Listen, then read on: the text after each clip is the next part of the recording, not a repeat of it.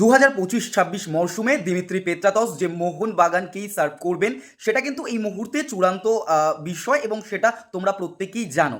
এবার অনেকের কিন্তু একটা দ্বিধা রয়েছে, কারণ মোহনবাগান দিমিত্রি পেত্রাতসকে রেখে দেয়া নিয়ে পারফরমেন্স গত সিজনের দিমিত্রি পেত্রাতসের যেটা তারা বিগত সিজনগুলোতে পেয়ে এসেছিল গত সিজনে পায়নি, তো সেটা নিয়েই একটা দোটানা রয়েছে মোহনবাগান সমর্থকদের মধ্যে। কেউ কেউ পক্ষে অবশ্যই দিমি এমন একজন ফুটবলার যে ব্যারেটো, সোনি নর্ডি হয়তো এদের মাপের না হলেও বা এই মুহূর্তে দাঁড়িয়ে দিমিত্রি পেত্রাতস মোহনবাগান ফ্যানদের কাছে একটা ইমোশনের বিষয়।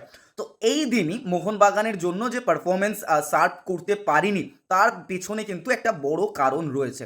আমরা যদি স্ট্যাটস দেখি, এই দিমিত্রি পেত্রাতস এবারে টোটাল কিন্তু 21টা অ্যাপিয়ারেন্সে 4টে গোল 3টে অ্যাসিস্ট করেছেন আইএসএল এর মঞ্চে, এবং ডুরান্ড কাপের মঞ্চে 3টে অ্যাপিয়ারেন্সে একটা গোল কিন্তু তার রয়েছে। এবার দেখো বিষয়টা, দিমিত্রি পেত্রাতস এই মরশুমে স্টার্টিং 11-এ ছিলেন 50% ম্যাচে। আমরা যদি দেখি এই দিমিত্রি পেত্রাতস স্টার্টিং 11-এ ছিলেন 12টা ম্যাচে, মানে টোটাল যদি অ্যাভারেজে ধরা যায় তাহলে 50%, এবং টোটাল যদি ম্যাচ দেখা যায় সেটা কিন্তু 12টা ম্যাচে তিনি শুরু করেছেন।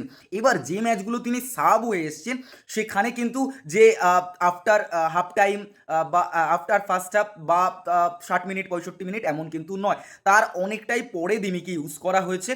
এবং কোথায় কোথায় ফুটবল খেলে স্ক্রিনে কিন্তু যে টাচ ম্যাপটা রইলো সেটাতে দেখে নিও দিমি কিভাবে গোটা মাঠ জুড়ে ফুটবল খেলে। তো এরকম একটা প্লেয়ারকে কেন ছাড়বে ম্যানেজমেন্ট?